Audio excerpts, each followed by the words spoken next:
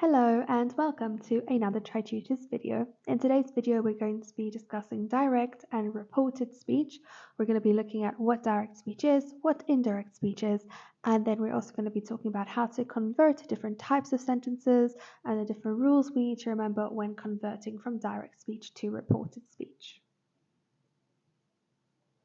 So firstly, direct speech. What is direct speech? This is when we are conveying the exact words that someone has said in the moment, and we see that as direct speech through the use of inverted commas or quotation marks. On the other hand, indirect speech or reported speech is when we're reporting what was said previously, and therefore there are no inverted commas or quotation marks. It's important to remember that when you are conveying something in the reported or indirect speech, it could be any amount of time after those words were actually spoken. And that's going to lead into the number of rules that we're going to have when we're converting from direct to indirect, because we could be reporting this after a month after the actual words were spoken. It could be years after the actual words were spoken. So we need to make sure that we follow certain parameters to ensure that direct speech correlates to the reported speech in terms of its essence and its meaning. So there are so many different ways to go about learning the rules for direct to indirect, and I've seen textbooks that really go in a lot of detail in terms of how you need to go about this transformation. And while those have a lot of value, for English home language speakers, if English is your native language, we can often figure out the way something sounds, whether it has been correctly put in indirect speech from the original direct speech. The things that I found really help me when I am converting, instead of looking at all the different rules, just so like an overview of what I can think about when I'm converting, is 3 P's and an A. Meaning I need to always remember to change or change up my punctuation. So direct speech to indirect speech, I need to remove inverted commas, colons, commas, capital letters, all that stuff. So I've got to adjust my punctuation. I've got to adjust my pronouns. If someone said something, then I need to then convey that he said it or she said it, and it's maybe not to you, but it's to another person, him or her. I always need to take whatever the sentence is and put it one step in the past. Like I said earlier, we don't know when this is being stated, when this indirect or this reported speech is being reported compared to that when it was initially said. So we always go one step in the past. So even whatever tense it's in, just always moving it one step back.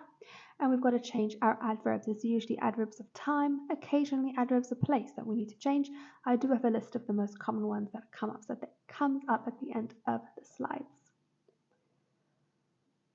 So bearing that in mind, the 3 P's and an A, punctuation, pronouns, past tense, adverbs in every single type of sentence that we're going to be converting. Let's unpack different kinds of sentences and the different words that we need to include to replace those inverted commas, so to speak. So if we have a look at the statement, we have Sarah said, I'm tired today.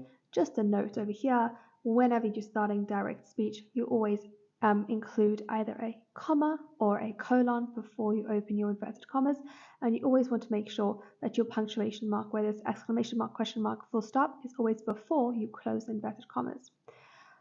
Sarah said, I am tired today. This is going to become Sarah said that she was tired that day. So we see a bunch of changes over here. We've got the that, which is being included. We've got the pronoun change of the I to she. We've got the past tense change from am to was. And we've got the adverb change of today to that day. Next, we have a question that starts with a question word. Sarah asked, where is the train? That is going to now become Sarah asked where the train was. So we are removing those inverted commas.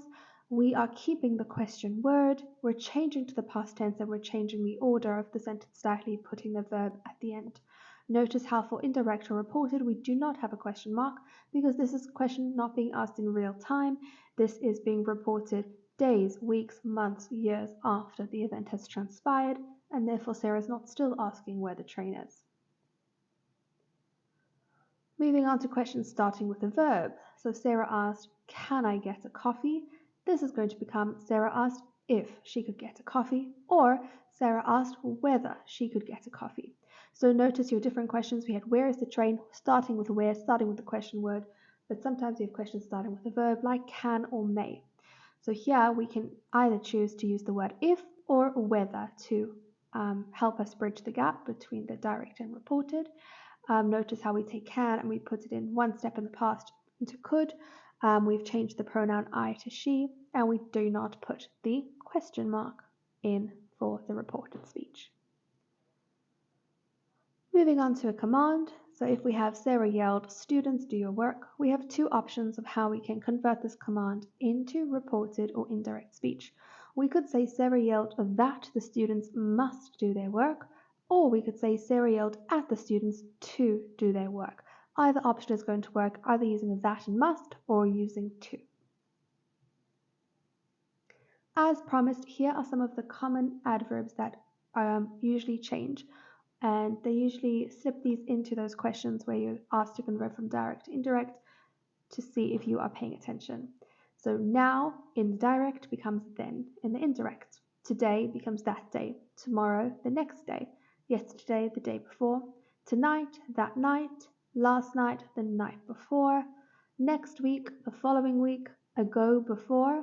And then the adverb of time, the adverb of place that usually changes here becomes there. Thank you so much for watching. I really hope that you found the video helpful. Please remember to like the video and to subscribe to the channel, and I'll see you in the next video.